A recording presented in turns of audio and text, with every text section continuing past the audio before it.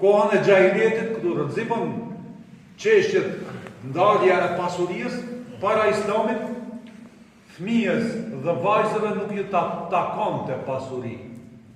Po Zoti erdhe ju përcaktoi pasuri.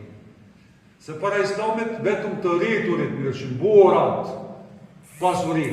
Ka vdek vllavi, pasuria e vllavit e takon. Po pas ka cull, ato janë vogli si ju takonën. Me thonë, kështu ne ka vepruar. Por Islami a veproi kështu? Jo, erdhe e ndajti të drejtën. Qysh e drejtën? E përcaktoi se edhe vajzës si takon pasuri. Edhe grujës si takon pasuri, edhe nënës si takon pasuri.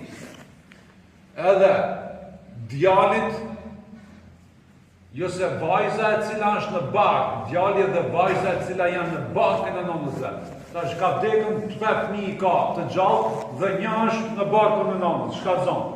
A i takon. Dhe nuk guxon dahet pasuria derisa nuk lind dhe të identifikohet, në më thëmë, a djala vajza është. Se djalit ma në shëriatit të takojnë 2 ise dhe vajzës të takojnë 1 ise.